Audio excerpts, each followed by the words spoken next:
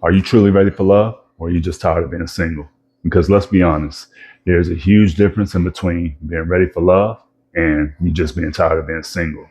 On the surface, they may seem similar, but on the inside, these are two completely different energies. One says, I'm full and I'm ready to share. The other says, I'm empty and I need someone to fill my cup. So let's talk about this. When you're lonely, any spark can feel like a flame. Any bit of affection can feel like destiny is unfolding.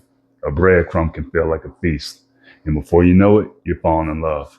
But really, it's just relief. Relief from you avoiding doing the inner healing work.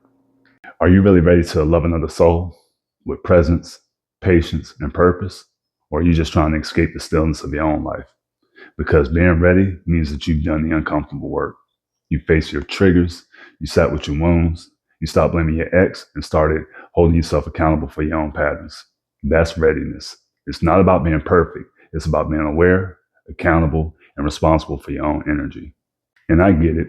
I totally understand why loneliness can be a challenge because loneliness can be loud. It'll tell you, maybe I'm too hard to love.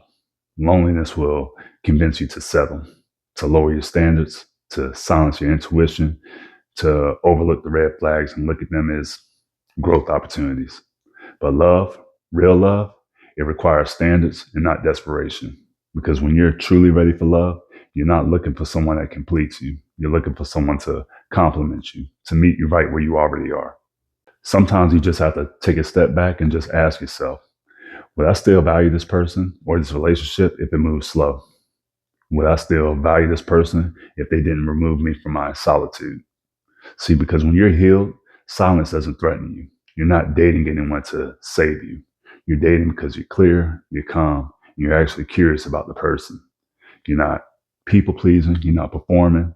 In fact, you're deeply grounded in your own self worth. Everyone deserves a love that feels like an alignment and not an addiction.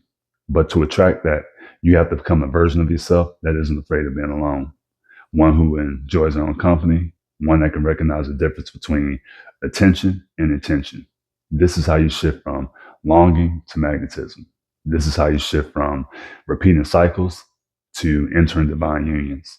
So before you jump the gun and say you're ready for love, just pause, feel into it, and ask yourself, is my heart open or aching?